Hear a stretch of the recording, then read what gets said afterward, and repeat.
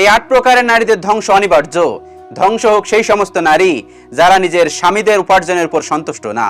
হাদিসে এমন কিছু কাজ রয়েছে যেগুলো নারীদের জন্য মারাত্মক ক্ষতিকর এবং ধ্বংসের কারণ। চলুন জেনে নেওয়া যাক এমন 8টি কাজ যে কাজগুলো নারীরা করলে ধ্বংস অনিবার্য। প্রথমত, নিজে ভ্রু প্লাক করা এবং অন্যকে ভ্রু প্লাক করিয়ে দেওয়া। সৌন্দর্য বৃদ্ধির জন্য নারীরা বিভিন্ন উপায়ে ভ্রু প্লাক করে থাকে এবং সমাজে এটা প্রচলিত আছে। মনে রাখবেন এটা কিন্তু বৈধ নয়।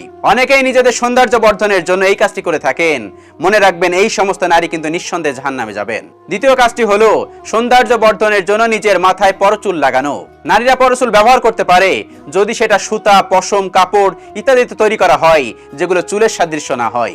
আর যদি মানুষের চুল দ্বারা তৈরি করা হয়, চুলের সাদৃশ্য হয়, তাহলে সেটি ব্যবহার করা নারীদের জন্য হারাম। তৃতীয় যে কাজটি করলে নারীরা ধ্বংস হয়ে যাবে সেটি হলো ঘণ্টাযুক্ত নূপুর পায়ে দেওয়া। রাসূলুল্লাহ সাল্লাল্লাহু আলাইহি ওয়াসাল্লাম ইরশাদ করেছেন, ঘণ্টাযুক্ত ঘুঙুর শয়তানের বাদ্যযন্ত্র। যারা এটি ব্যবহার করবে নিঃসন্দেহে তারা জাহান্নামে যাবে। 4 নম্বরটি হলো পারফিউম ব্যবহার করা। সেন্ট, পারফিউম, বডি স্প্রে এগুলো ব্যবহার করা যায় যদি সেখানে কোনো ধরনের নাপাক জিনিস ব্যবহার করা না হয়ে থাকে। মুসলিম নারীরা ঘরের মধ্যে অবশ্যই সুগন্ধি ব্যবহার করবে। তবে কোনো নারী যদি পুরুষের দৃষ্টি আকর্ষণ করার জন্য পারফিউম গায়ে দিয়ে বাইরে বের হয় এবং কোনো পুরুষ আকর্ষিত হয়, তবে তার শাস্তি অবশ্যই ভোগ করতে হবে, অবশ্যই সে ধ্বংস হয়ে যাবে।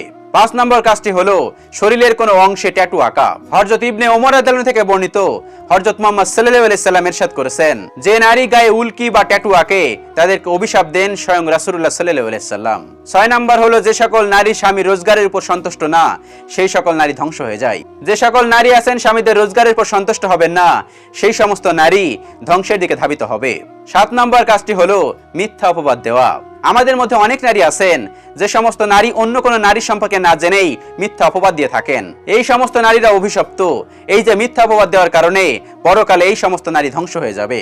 এবং সর্বশেষ 8 নম্বর কাজটি হলো পরনিন্দা এবং গীবত করা। নারীদের মধ্যে সবচেয়ে বেশি এই কাজটি লক্ষণীয়। যে নারী পরনিন্দা ও পরচর্চা করে সেই সমস্ত নারীদের জন্য পরকালে রয়েছে কঠিন আযাব। আল্লাহ রাব্বুল আলামিন এই কাজগুলো থেকে আমাদেরকে হেদায়েত করুন এবং আমাদেরকে সুস্থ ও ভালো রাখুন। আমিন।